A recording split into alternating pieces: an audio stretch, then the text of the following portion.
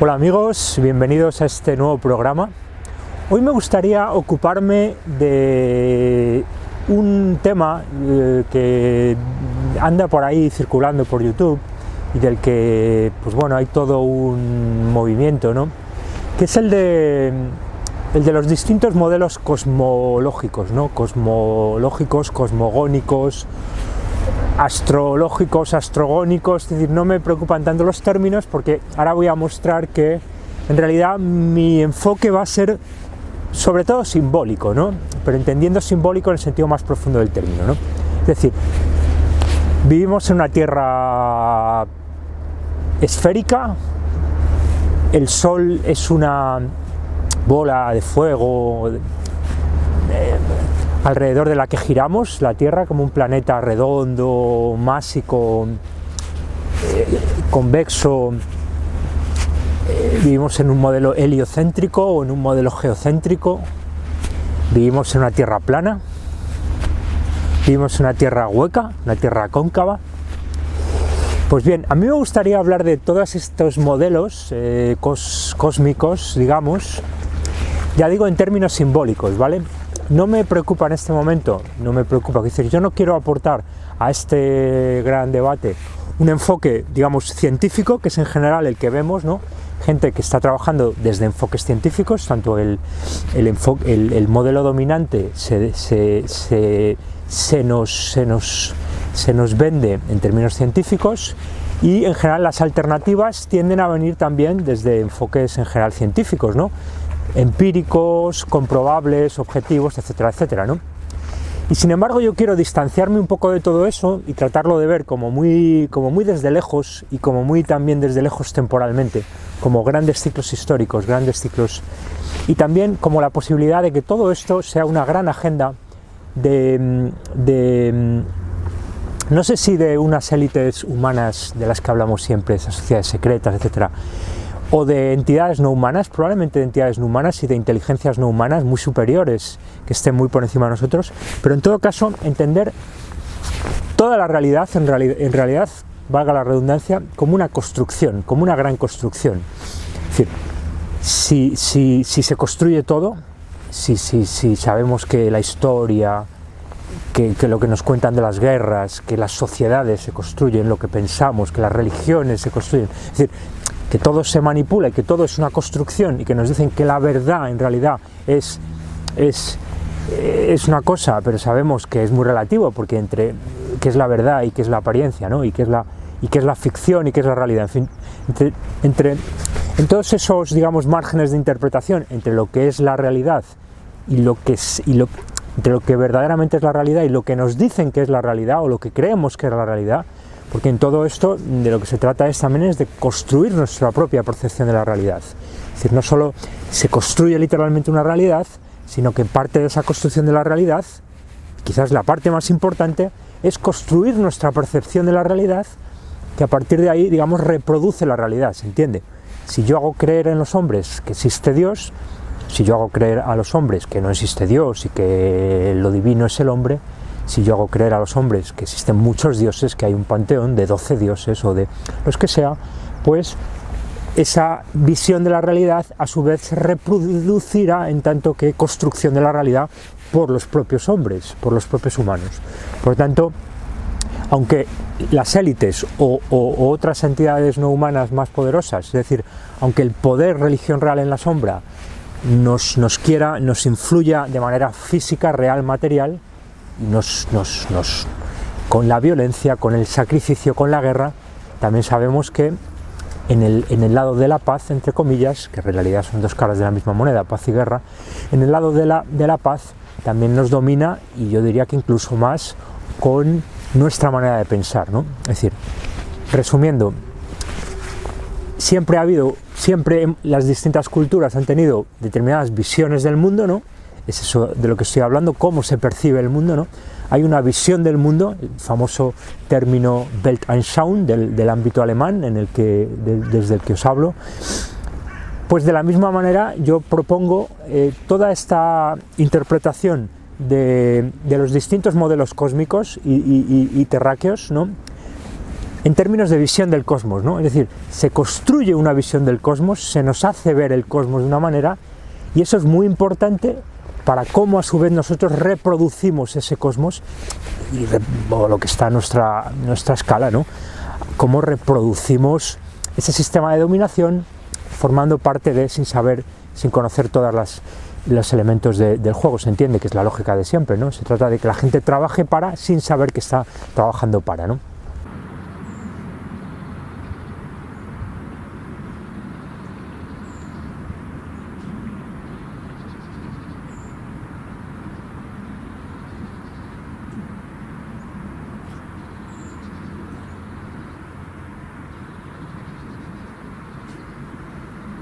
Y aquí es donde es clave, digamos, inculcar una visión del mundo, pero también una visión del cosmos. Y si, como decíamos, entre realidad y apariencia, entre lo que creemos que es la realidad, porque nos lo han contado, porque se ha modelizado, porque se ha inventado, porque se han mitologizado, porque se han fabricado unos mitos, o porque se nos han proporcionado imágenes del cosmos, porque la NASA ha fabricado con modelos digitales una visión de la Tierra esférica que a lo mejor no es así, a lo mejor muchos teóricos de la Tierra plana dicen que en realidad la visión esférica que nos muestran desde naves espaciales es una ficción que se deforman las imágenes planas y se transforman en imágenes, ¿no? Incluso a lo mejor son cóncavas, ¿no? Es decir, en todo caso, hay una distancia entre la realidad que podríamos tocar y la apariencia de esa realidad, que nos creemos que es como es, ¿no? Es decir, el sol que vemos, en realidad sabemos que no vemos el sol, vemos unos rayos que llegan, que se reflejan, que tocan una atmósfera, unas capas, ¿no? Y que a su vez ahí producen determinados fenómenos. Yo no soy un experto, pero en todo caso sabemos que no vemos directamente el sol, sino que vemos una luz que sale del sol hace millones de años y que ha ido viajando, y que probablemente es curva y que luego se difracta, etcétera, ¿no? Y hay muchos fenómenos como en los eclipses que aparecen como orbes oscuros, en fin, podríamos hablar mucho, y los expertos en esto pueden dar muchos datos, muchos hechos que nos harían pensar que toda la realidad, que todo lo que nos están contando de la realidad, en realidad, valga la redundancia, no es la realidad, sino que es una construcción de la realidad, que es a lo que quería llegar, ¿vale? Y a partir de ahí, ya digo, sin que me preocupen por el momento los hechos y sin decantarme específicamente por ninguna de las varias opciones, heliocentrismo, geocentrismo, tierra esférica o aproximadamente esférica, tierra plana, tierra hueca, tierra cóncava, geocentrismo y heliocentrismo vinculados.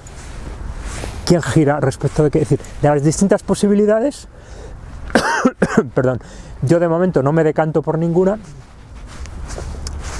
y sin embargo voy a tratar de comprenderlas desde un punto de vista simbólico, entendiendo por símbolo todo. Es decir, para mí lo simbólico es todo es simbólico. Es decir, no es que haya una realidad, justamente es lo mismo que estaba diciendo, no es que haya una realidad que es real, que es tocable, que es este guante, yo lo toco y este guante es real, y yo soy real como individuo, es decir, y luego haya símbolos, haya una cosa que es un símbolo, ¿no? El logo de Skulls and Bones es un símbolo, hay que interpretarlo, tiene un doble sentido, y unos dicen que es esto, pero luego cuando te inicias tiene otro sentido.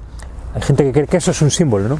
No, yo creo que todo es simbólico, es decir, y hay mecánicas ya digo, de comprensión y de construcción de la realidad que son en última instancia simbólicas, en las que están inscritos el pensamiento, digamos, factual, empírico, científico, que nos venden como contrario al pensamiento simbólico, ¿se entiende?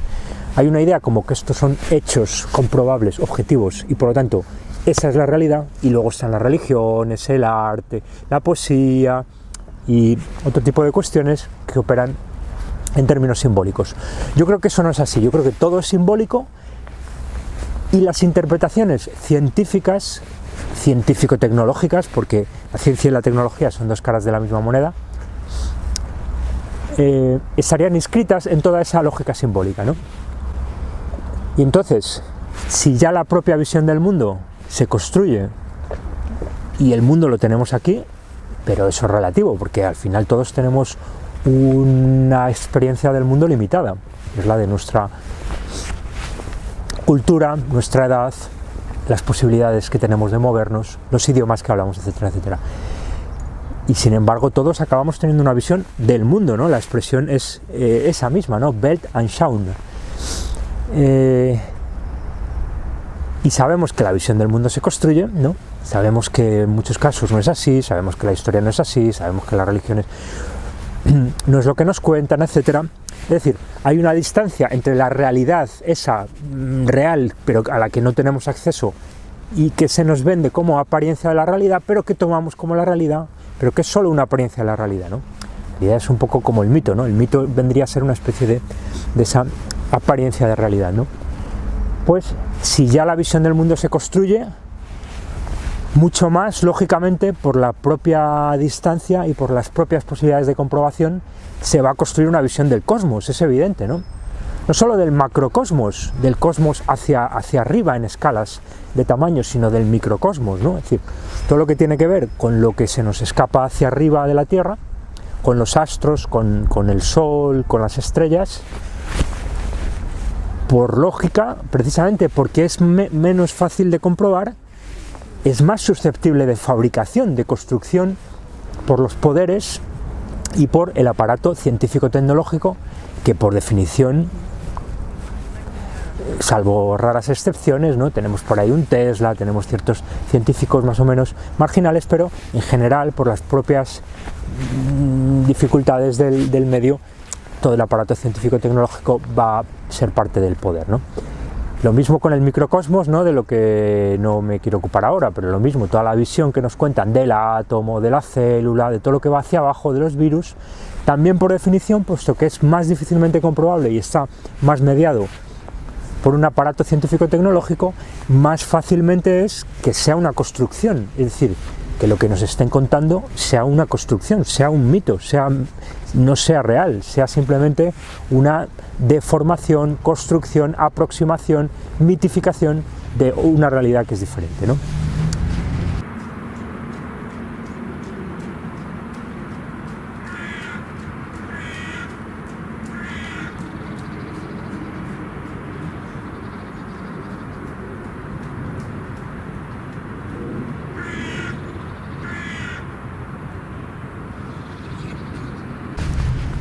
Entonces, dicho esto, ¿cómo podemos enfocar los distintos modelos cósmicos desde esta lógica simbólica, ¿no? Y aquí es donde yo creo que puedo aportar mi humilde contribución a todo este debate, ya digo, sin que sea desde el ámbito de lo científico, sino desde el ámbito de lo simbólico, pero entendiendo simbolismo en el sentido más estructural, más profundo de cómo operamos en la realidad. Entonces, si partimos de la base de que es muy posible de que todo esto sea una construcción, de que seamos insignificantes, de que la Tierra sea un tubo de ensayo, ¿se entiende? De que estamos metidos en un pequeño tubo de ensayo donde otra especie está haciendo experimentos con nosotros, se está divirtiendo, o un niño está jugando como el que juega con un hormiguero, ¿se entiende? Es decir, si nos alejamos mucho y comprendemos que todo esto puede ser perfectamente una construcción y la visión de ese mundo también es una construcción, y que la clave en todo esto, que una de las claves, sabemos, ya hemos hablado de eso mucho, es cómo se reproduce el sistema, es decir, los que nos han hecho, ¿no? Digamos, o los que nos controlan, ¿no? Distintos niveles de posibilidad, ¿no? Desde las élites de sociedades secretas que nos dominan a través de determinadas mecánicas hasta otra especie que nos ha creado, en cualquiera de las posibilidades y con posibles alianzas entre unos y otros, sociedades secretas humanas aliadas con otras entidades no humanas o con otras especies, lo que se quiera. En todo caso, la clave sabemos que es controlar la reproducción del sistema, ya lo hemos dicho, ¿no? Si yo consigo hacer que sea esa propia especie humana la que se reproduce y reproduce la realidad, haciéndole creer en que la realidad es una determinada cosa, entonces es un sistema perfecto porque genera una especie como de escalas de construcción de la realidad. En el fondo es todo lo que implica la masonería, ¿no? La masonería tiene que ver con eso, ¿no? Un constructor del mundo, ¿no? Dios como constructor del mundo. La alquimia también, ¿no? La opus magnum, etcétera, ¿no? La obra, ¿no? La idea de la obra. Sabemos que está hasta en una compañía como el Opus Dei, ¿no? Hay la idea del hacer, la idea del arquitecto, de la que han hablado tantos filósofos, ¿no? Pero se trata básicamente de controlar la reproducción del sistema, la reproducción de cómo... Y entonces de eso hemos hablado, ¿no? Y una de las claves de todo esto es la misma reproducción humana, evidentemente, y cómo se canalizan esas energías humanas para hacer de ellas un motor de progreso, entre comillas, porque yo pongo en cuestión esa noción del progreso, simplemente de desarrollo, de evolución social, técnica, científica. Ya hemos hablado mucho de eso, ¿no? Hay la importancia de la figura de la Trinidad divina, pero que en realidad nos está hablando de cómo de esa conjunción, de esa constelación de tres elementos que son lo masculino, lo femenino y tercero, el hijo, ¿no? Hemos hablado de todo eso, hemos hablado de la importancia de la G, que nos parece que la G de la masonería, que está en el centro del logo masón, por lo tanto es evidente que es importante, tiene que ver con eso. Nosotros la interpretamos sobre todo como generación, ¿no? Más que como otras vienen a decir que puede llamarse gnosis, que puede ser God, que puede ser Dios, o que puede ser génesis, generación. Nosotros esta es la opción que más que en el fondo acaba siendo todo lo mismo, ¿no? Porque esa gnosis es conocimiento de esa mecánica de generación y dominación de esa mecánica de generación, ¿no? O sea que la G acaba siendo central, ¿no? Y sabemos que en el desarrollo de la humanidad podemos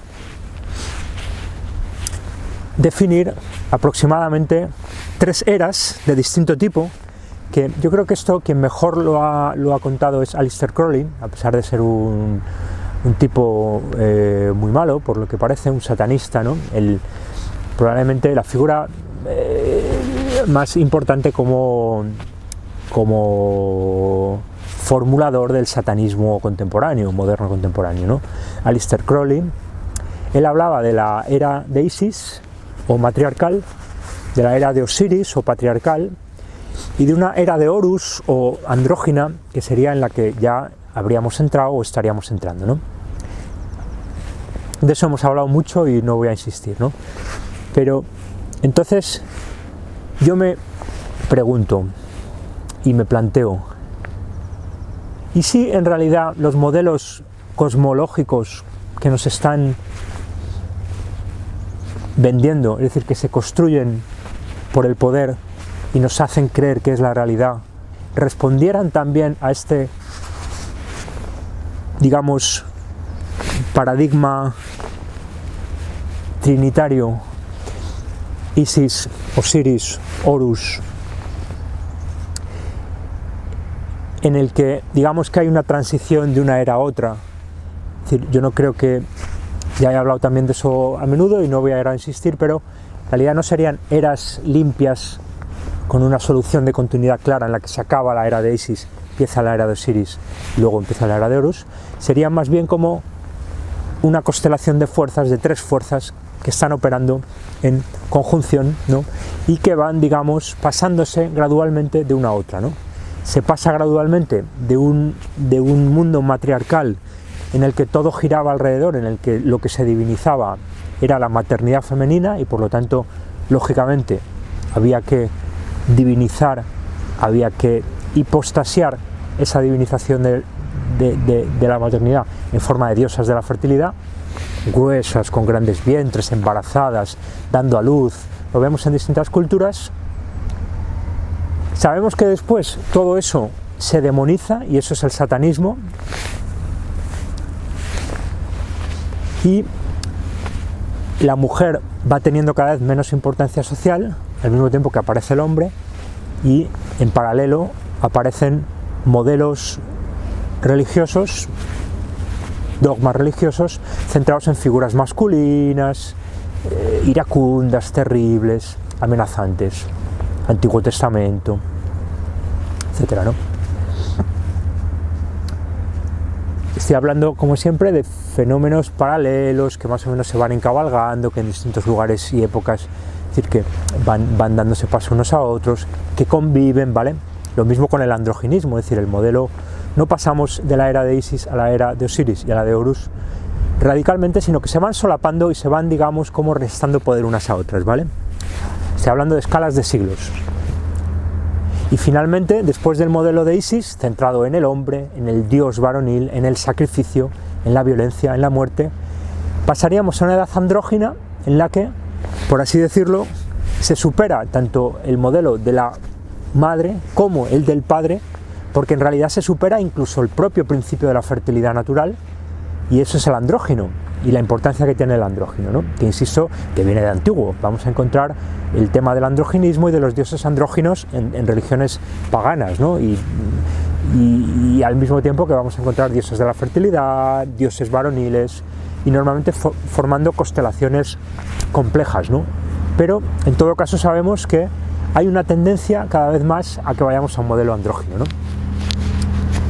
Y que es en el fondo el transhumanismo, donde va a desaparecer la fertilidad natural o buena parte de ella, y porque seguramente habrá siempre una opción B y se permitirá que queden por si acaso, ¿no? Pero, y en ciertos ámbitos, etcétera. Pero en general se acabará con la maternidad natural para dar paso a una fertilidad artificial, ¿no?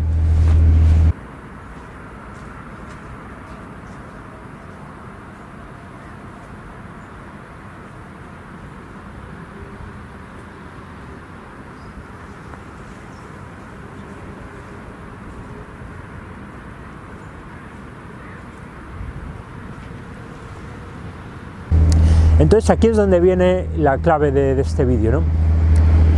Y si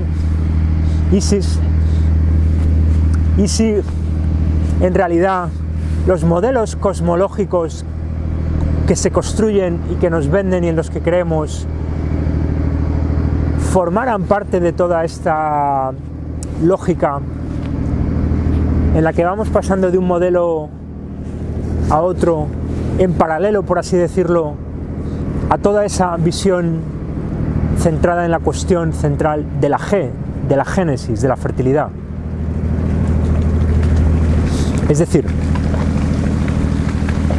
sabemos que en general se ha tendido a identificar, aunque esto cambia, ¿no?, a la tierra con la madre, ¿no?, a la tierra madre, ¿no? Entonces parece lógico pensar que en el paradigma matriarcal isiaco, por así decirlo, centrado en la divinización de la fertilidad de la madre, pero en general de la naturaleza, porque eran movimientos paralelos, ¿no? También era la fertilidad de la tierra, también era la fertilidad del ganado, también era, es decir, y era en paralelo, ¿no? Y hay múltiples intercambios entre esos planos, ¿no? El animal, sustituciones entre uno y otro, etcétera. Parece lógico pensar que de los dos astros principales que están en juego, ¿vale? Digamos que el astro principal en todo esto es la Tierra, evidentemente, ¿no? La Tierra es donde estamos. Luego está el Sol, que es muy importante también, porque nos da calor, nos da luz, energía, etcétera. Y luego también sabemos que está la Luna como tercera, ¿no? Que más o menos entre la Tierra y el Sol hay como una cierta oscilación de la importancia que le damos a uno u otro, ¿no? Son como muy complementarias, ¿no? De alguna manera la Tierra es el abajo, la Tierra es la oscuridad, la Tierra es lo pesado, es la materia, y el cielo, del que forma parte el Sol, es el aire, es el espíritu, es la luz, ¿no? Toda esa interpretación en general bipolar, ¿no?, dicotómica de la realidad, pero que no es del todo así, casi siempre es más compleja, porque vemos que aparece la Luna, que vuelve a introducir como una especie de elemento, de tercer elemento, ¿no? y la luna sería un poco como una especie de segundo sol, de sol subordinado, ¿no? Y a medida en que también pertenece a la riba, también pertenece a la luz, también da luz, pero ya da luz desde la oscuridad, da menos luz que el sol, por lo tanto hay una idea de la subordinación. Entonces, esas, digamos, cualidades de tierra, sol y luna, pero que no son puramente objetivas, que forman parte de esta construcción mítica, simbólica de la realidad, que no es del todo objetivo, no se puede decir que es más importante que qué, ¿no? Y hay toda una, digamos, hay toda una visión del mundo y visión del cosmos implicada en la importancia que se le da más a uno u otro, ¿no? De esos tres astros principales, ¿no? Además hay otros astros que están vinculados a todo esto, ¿vale? Y que están participando, pero de momento los podemos dejar un poco en... Entonces, parece lógico pensar que en el modelo matriarcal centrado en la tierra, en la fertilidad de la tierra, en la vida que surge de la tierra, ¿no? Y que surge de la oscuridad, el dar a luz, ¿no? El salir del vientre de la madre, el vegetal que surge de la tierra, ¿no? Sabemos que en los rituales de la fertilidad y en las religiones de misterios era muy importante toda esa idea del ciclo natural, del crecimiento, de la muerte de la semilla para renacer, etcétera, ¿no? Vinculado a diosas de la fertilidad, que a su vez eran diosas de la muerte, etcétera, ¿no? Pero entonces parece como lógico pensar que el modelo geocéntrico se identifique con este modelo matriarcal, que muy en general, estamos hablando muy de grandes periodos históricos, que en general va a ser el de todas las religiones paganas, politeístas, panteístas, y donde la fertilidad, como digo, juega un papel fundamental, ¿no? Después pasamos al modelo osiríaco, ¿no? Osiríaco del dios Sol, ¿no? En general, ¿no? Se desplaza de alguna manera el foco de centralidad, ¿no? Desde la Tierra al Sol, y se desplaza el foco de poder de alguna manera desde la mujer al hombre, ¿no? Pasamos del matriarcado al patriarcado, y entonces casualmente tiende a coincidir aproximadamente, empiezan a aparecer cosmogonías, mitologías centradas en dioses masculinos, también cada vez más monoteístas. Ya digo que todo esto es una progresión, pero pensemos en el Akenatón egipcio ya, del que nos ha hablado Freud, ¿no? En Moisés y el monoteísmo, y la importancia que probablemente tuvo este modelo solar y otros, ¿no? El del Sol Invictus y otros, el de Apolo griego, en el modelo cristiano, ¿no? Va habiendo toda una serie de confluencias hasta el modelo cristiano judío, sobre todo, de ese Dios, sobre todo masculino, del Antiguo Testamento. Luego con el cristianismo aparece otra vez la Virgen, ¿no? O sea que todo esto no es un proceso puramente lineal, ¿no? Sino que hay también flujos y reflujos, idas y venidas, ¿vale? Como siempre decimos, ¿no? Y justamente la Virgen cristiana católica, sobre todo, vendría a ser una especie de cierta alianza o cierto retorno. En realidad no era retorno, porque seguía habiendo unos cultos paganos en toda Europa basados en la diosa madre, que el cristianismo recuperó en la forma de la Virgen cristiana, ¿no? Pero en todo caso se va produciendo esa transición, ¿no? Entonces, si al modelo matriarcal parece que le encaja muy bien el modelo geocéntrico, donde la Tierra es lo importante, y una Tierra además no solo céntrica, no solo el centro del universo alrededor de la que giran el resto de los astros, sino también esférica, redonda, como es el vientre de una madre, material, oscura, como es el dar a luz, ¿no? Y convexa, ¿no? Es importante porque vamos a llegar a la Tierra cóncava, ¿no? De la misma manera, el modelo contrario será el de un dios lejano, paternal porque nos da calor, porque nos da luz, pero al mismo tiempo un Dios terrible, un Dios castigador, porque nos abrasa en determinadas circunstancias, ¿no? Dios fálico también, etcétera, ¿no? La identificación del sol con el falo, con el ojo derecho de Horus, todo esto de lo que hemos hablado, ¿no? Entonces, a ese modelo religioso, a esa visión del mundo, parece que le debería corresponder una visión del cosmos, que es la del modelo heliocéntrico, ¿no? Y aunque digamos que en términos puramente científicos digamos, formulación y reconocimiento oficial de la teoría de Copérnico en el siglo XVI, en todo caso sabemos que ese modelo heliocéntrico viene de antiguo, ¿no? Y se identifica en el fondo mucho más de lo que parece, viéndolo de lejos, con el gran movimiento judeo-cristiano-musulmán, por resumirlo así, ¿no? Centrado en general en figuras divinas monoteístas, ya digo que es relativo, ¿no? Intentamos también la Trinidad, pero en general, ¿no? Monoteísmo patriarcal de Dios, Yahvé, Alá, ¿no? Entonces, de la misma manera, si ahora estamos entrando progresivamente, y lo vamos a hacer a lo largo de décadas, si no siglos, en la era andrógina, en la era de Horus, parece lógico que el modelo cósmico se modifique, ¿no? Y pasemos de un modelo geocéntrico matriarcal y de un modelo heliocéntrico patriarcal a otro tipo de modelo que de alguna manera funda esos dos, como es el andrógino, una especie de fusión del padre y de la madre, que da lugar a una especie de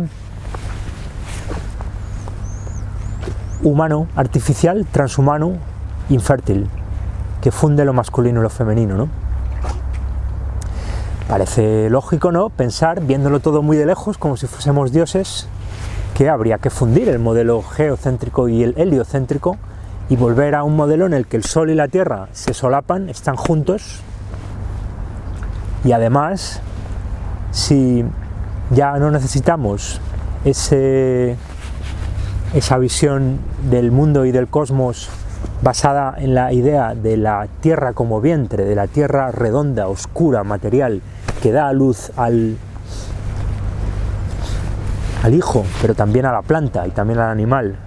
Si ya no necesitamos eso, y si además digamos que el Sol se ha fundido con la Tierra, parece evidente que lo que necesitamos es, en esta gran escenificación que estamos creando como dioses para que los pequeños humanitos, hormiguitas, se lo crean, que construyamos un modelo cósmico geo-heliocéntrico, ¿no? Que fundamos el Sol y la Tierra en un mismo sistema, e incluso que propongamos una Tierra hueca, una Tierra cóncava, ¿no? Porque ¿qué es, en el fondo, si lo que queremos es, de alguna manera, destripar, desventrar a la Madre Tierra? ¿Qué mejor que invertirla completamente y en lugar de ser una cosa como un vientre convexo, esférico, lo convertimos en un hueco dentro del que estamos, ¿no? ¿Se entiende la lógica?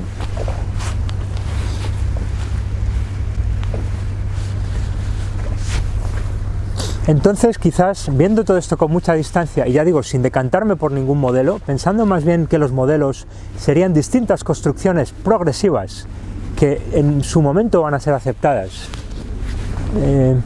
esto me llevaría a pensar que por lógica simbólica y por, digamos, una especie como de coherencia interna de todo el sistema, a largo plazo, quizás probablemente a siglos vista, lo que las élites impondrán será un modelo de la Tierra heliogeocéntrico y cóncavo.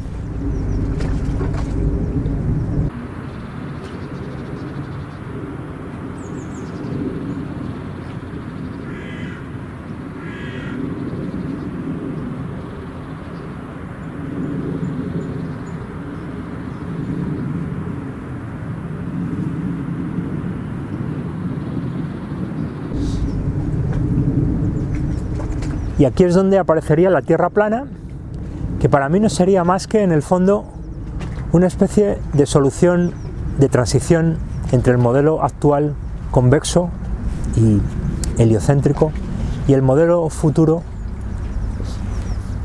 geoheliocéntrico y cóncavo, ¿no? Porque en el fondo, si lo pensamos fríamente, nosotros, ¿cuál es la perspectiva que tenemos de la Tierra? Simplemente nosotros siempre la vemos horizontal, ¿no? Nosotros, desde nuestra escasa perspectiva, lo vemos horizontal, ¿no? Nos dicen, no, es que es muy grande, muy grande, muy grande, y luego ahí ya en los bordes se curva, ¿no? Entonces yo, aunque lo veo recto, luego en los bordes se curva. Eso dicen, desde la Tierra plana dicen, no, porque esto y por lo otro, porque en realidad son efectos de difracción, del ángulo de visibilidad, de no sé qué, ¿no? Hay distintos... Pero lo mismo podría ser con la Tierra convexa. Podría ser el mismo principio, en realidad. Como nuestra perspectiva humana limitada solo puede ver a una cierta distancia y hay implicados determinados efectos de curvatura de la luz, de difracción de la luz, de determinada capacidad de resolución del ojo y de los instrumentos de visibilidad técnicos, etc., entonces siempre la vemos plana, pero en realidad es convexa, ¿se entiende? En definitiva, lo que estoy intentando mostrar es que no me preocupa tanto la esencia como comprender que lo que nos dicen que es la esencia es una construcción, ¿se entienden? Y entonces, como creo que todo se manipula, pues probablemente también la Tierra convexa o cóncava sería una construcción, ¿vale?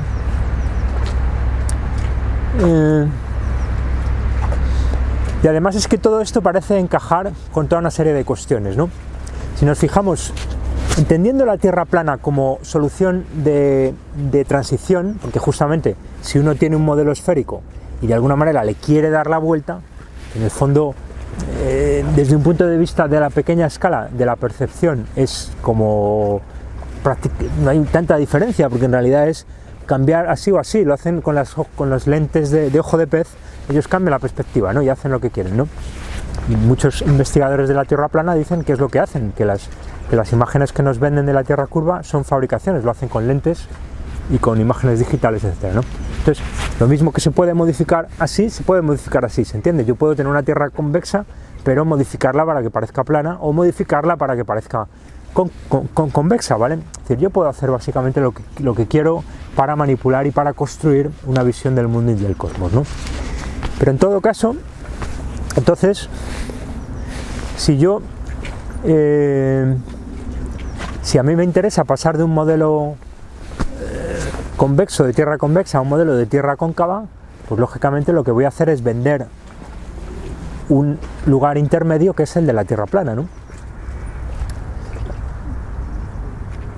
Quizás el terraplanismo sea una especie de cristianismo de hoy, ¿no? De la misma manera que surgió un cristianismo, nos dicen, primitivo, en el año 0 y luego hasta el año 300 y pico no se hizo oficial, ¿no?, por el Imperio Romano.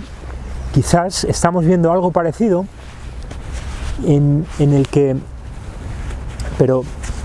el terraplanismo, que como digo sería una especie de puerta de entrada al terraconcavismo, ¿no?, a la Tierra cóncava, sea una especie como de movimiento que se está más o menos controlando con mucha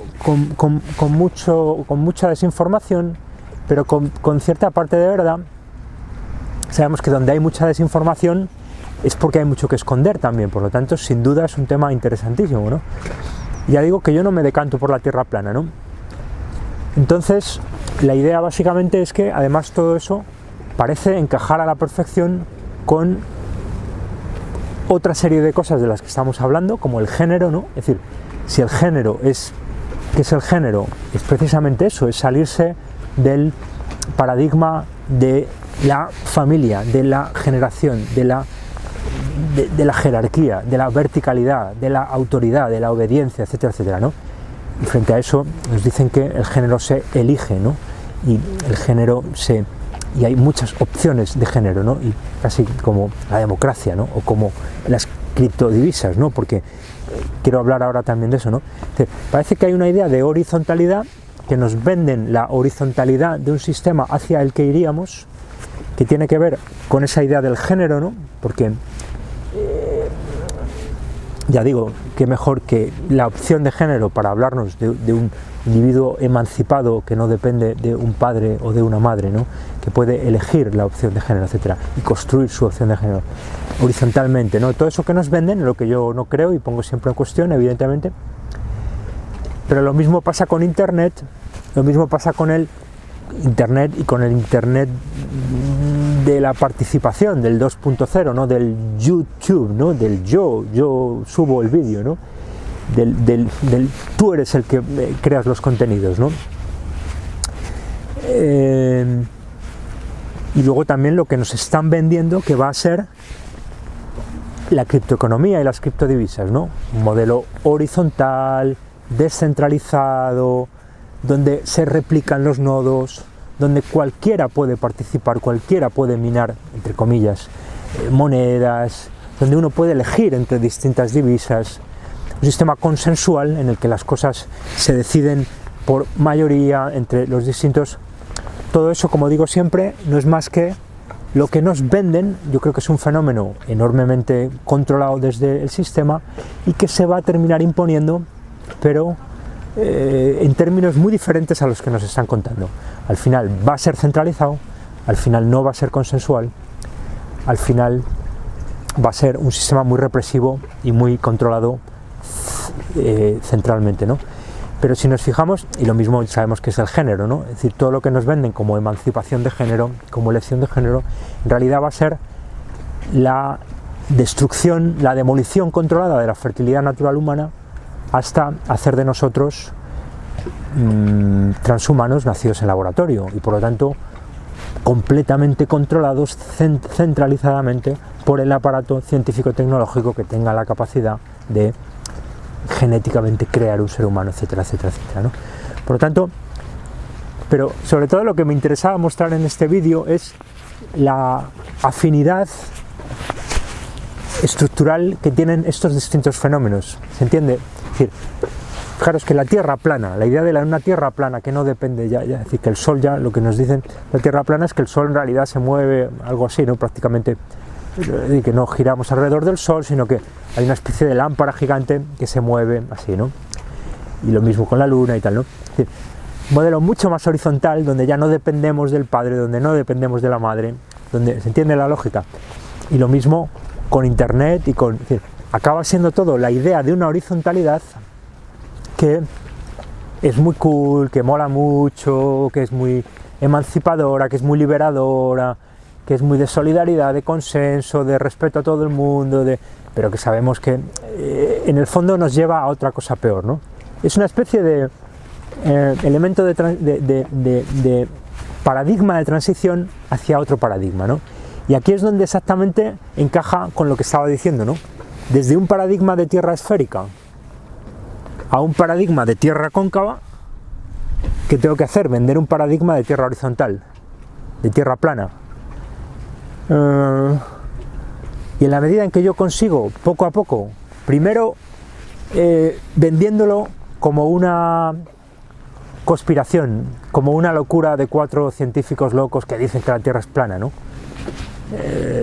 Que por cierto me viene muy bien, porque yo además asocio esa conspiración de la Tierra plana a la conspiración del 11S, a la conspiración de los chemtrails y la geoingeniería, que juega en todo esto un papel también muy importante, a la conspiración de la transexualidad encubierta y a cualquier otra conspiración, y desacredito a los que hablan de eso, ¿no? Porque ¿cómo va a ser la Tierra plana? Hombre, tú estás loco. Y tú eres el que dices que el 11S fue una bandera falsa. Tú que también dices que la Tierra es plana, ¿no? y tú dices que asesinaron a Kennedy, etcétera, etcétera, etcétera, ¿no? Entonces ellos van asociando porque esto trabaja en bloque, ¿no? Y van midiendo.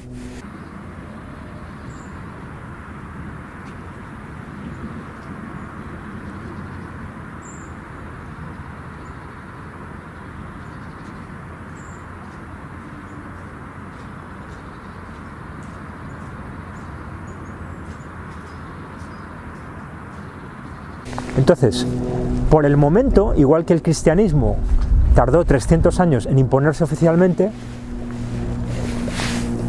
sospechamos que la Tierra plana va a ser una especie de movimiento que les va a servir como para de momento venderlo como una locura, pero lo que nos va a ir haciendo es salir del modelo convexo hacia el modelo cóncavo, que como digo es perfecto, encaja a la perfección para el nuevo orden mundial, ¿no? Porque si el modelo, digamos, moderno, ¿no? de Westfalia, como se suele decir, el modelo de nación-estado del siglo XVII, que es en el que todavía vivimos hoy relativamente, al menos formalmente, ¿no? Aunque ya son bloques de estados, etcétera, ¿no? Pero giraba en torno al Estado-nación, es decir, hay una idea de que somos una nación y somos un Estado, y tenemos una, digamos, limitación e identificación territorial formal, ¿no? Tenemos unos límites, una frontera, etcétera. De la misma manera, yo sospecho que el modelo que mejor nos pueden vender para el nuevo orden mundial es justamente una Tierra cóncava, ¿no? Porque si la Tierra convexa de alguna manera está expuesta a los peligros de, entre comillas, porque ahora vamos a hablar de eso, de la amenaza de otras especies extraterrestres, una Tierra cóncava es perfecto para vendernos que somos una unidad, que somos una raza humana, ¿se entiende? Más allá de las naciones, de las razas y de los sexos, por supuesto, porque todo esto opera en paralelo, ¿no? ¿Se entiende la lógica, no? Es decir, de la misma manera que el Estado-nación se constituye también por definición como oposición a un enemigo construido, y en realidad todas las formas políticas se han construido así aunque no se declare, ¿no? Y ahí yo creo que el que mejor lo ha contado esto es este alemán, del que ahora no me acuerdo del nombre, ¿no? Del que habla mucho Walter Benjamin, ¿no? Este que hablaba de teología y política, ya me acordaré, ¿no? Enemigo exterior, ¿no? Frente a un enemigo exterior nos podemos, ¿no? Terrorismo, ¿no? 2001, curiosamente, empieza el tercer milenio y aparece la amenaza terrorista con ese ritual sacrificial muy simbólico de que caen las dos torres, de que caen los dos milenios y empieza el tercer milenio. También cae Isis, cae Osiris y empieza Horus. Pero hay una amenaza exterior que es el terrorismo, ¿no? Yo creo que algo parecido va a pasar en un futuro, ya lo sabemos, mucha gente está hablando de eso, con la amenaza extraterrestre, que nos la van a vender. Da igual que en parte sea real o no, porque si es real se va a vender como tal, ¿no? Se nos va a vender como amenaza exterior, ¿no? Y como factor precisamente de cohesión de la humanidad en torno a un nuevo orden mundial, formal, de facto ya, ¿no? Que es la idea aquí, que hay que pasar que iremos pasando a un nuevo orden mundial de facto, ¿no? Sí, perdón, de derecho, quiero decir, ya formalmente constituido, ¿no? Entonces, eso lo harán con amenazas globales, ¿no? Entonces, qué mejor, de nuevo, que una tierra hueca para defenderse de una amenaza exterior y vendernos simbólicamente que formamos parte de una unidad cerrada, ¿no? Al mismo tiempo, en esa transición desde digamos, era de Isis y era de Osiris, hay una idea del crecimiento, de la expansión, de la época de la conquista, ¿no? De la fertilidad, ¿no? Aunque ya decimos que sigue operando la fertilidad de Isis en el régimen de Osiris, ¿no? Osiris sigue necesitando a Isis, solo que pasa a estar supeditada a él, ¿no? El matriarcado sigue funcionando supeditado al patriarcado, por así decirlo. Sin embargo, ya en la edad de Horus, no. Es decir, hay un punto de inflexión fundamental que hemos vivido, yo creo, y que curiosamente se sitúa en torno también a la derogación del patrón oro, principios de los años 70, Nixon, moneda fiduciaria, todo eso está relacionado. Es decir, hay un momento en que la humanidad de alguna manera alcanza una especie de punto de inflexión y puede ser también la Segunda Guerra Mundial, ¿vale? Es decir, ecologismo, decrecimiento, Club de Roma, Piedras de Georgia, Taylorismo, en realidad se remonta teóricamente quería decir malthusianismo, no Taylorismo. Esa es también la transición entre la edad de Isis a la de Osiris, la edad de Osiris, perdón, a la de Horus, ¿no?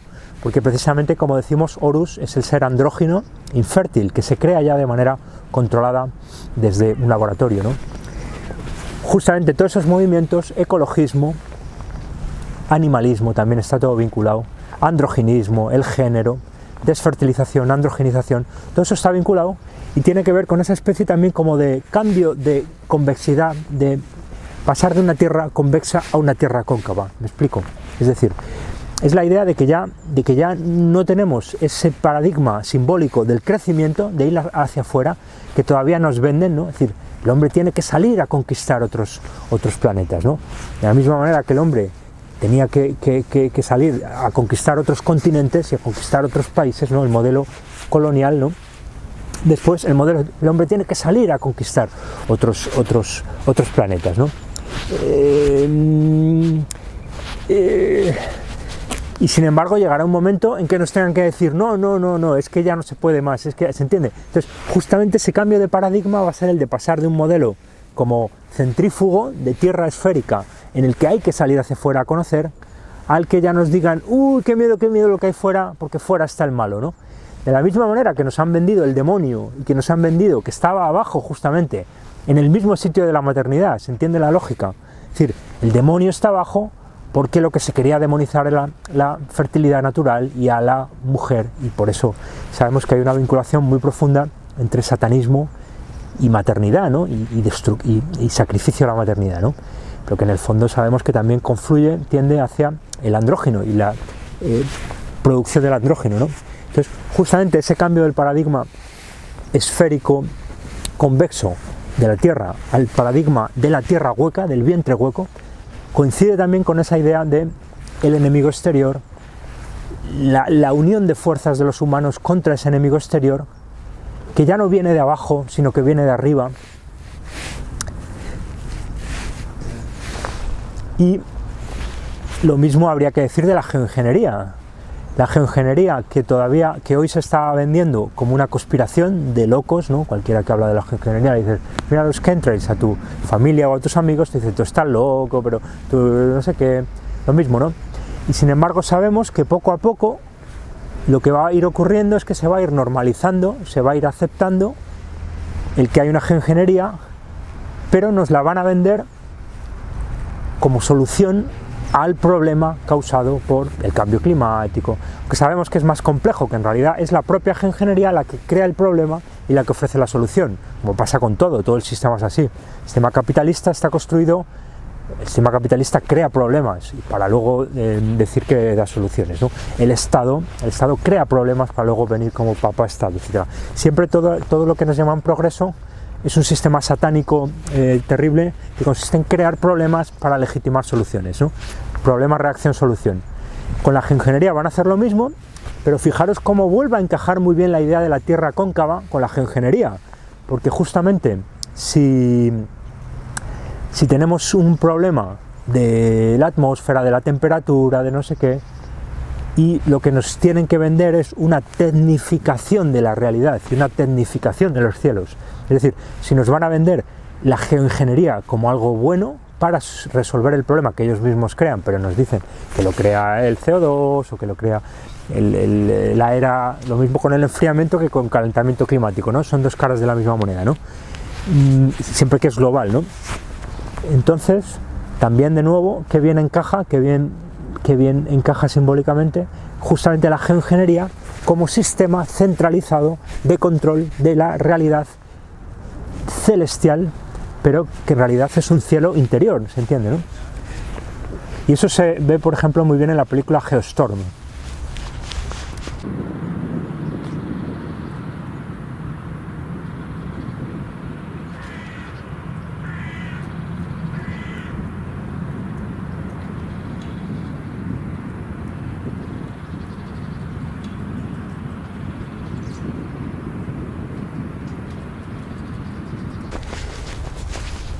Y ya, bueno, para cerrar un poco, simplemente a modo, digamos, de casi como de sugerencia, ¿no? Es curioso el lugar central que ocupa en el logo jesuita la H, ¿no? Creemos que la interpretación del logo jesuita, ¿no? Y H, S, podría ser de alguna manera como Isis, Horus, Set, ¿no? Como una trinidad, la que en realidad no está tanto Osiris como su hermano Set, que es el que en realidad es el falo de Osiris, ¿no? Set. Pero entonces, y luego también lo volvemos a tener en Israel, vuelve a ser una interpretación muy parecida. Is, de Isis, Ra, del sol Ra, que vendría a ser también Horus, de alguna manera, y Elohim, que vendría a ser el otro elemento, ¿no? El Set. En definitiva es una trinidad, ¿no? También sabemos que el sol está en el centro del logo jesuita, pero sobre todo aquí lo que quería mostrar es cómo, de alguna manera, también está el sol negro y otras historias de las que habrá que hablar en otro momento, ¿no? Pero lo interesante es que justamente el lugar central que ocupa ahí Horus o Ra, ¿no? Como comenta también Iru Landucci, tenemos que la palabra radio, ¿no? Que justamente mide la distancia de una circunferencia al centro, es Ra, ¿no? Vendría de radio, ¿no? De Ra, del lugar central de Ra, ¿no? Pues ahí en ese logo jesuita y en la creación del Estado de Israel, que en buena medida yo creo que es producto de los jesuitas, ¿no? Como tapadera para que sea el Vaticano el que se apropie de Jerusalén a largo plazo, tenemos la centralidad de Horus entre Isis y Set, Osiris, ¿no? Entre la Tierra y la Luna, el Sol, ¿no? Lo que parece que nos está sugiriendo esto de que estamos hablando aquí, ¿no? La idea de la Tierra cóncava, al mismo tiempo geocéntrica y heliocéntrica, que nosotros creemos que es un modelo que se va a imponer dentro de varios siglos, ¿no? Cuando seguramente, con toda seguridad, estaremos ya muertos.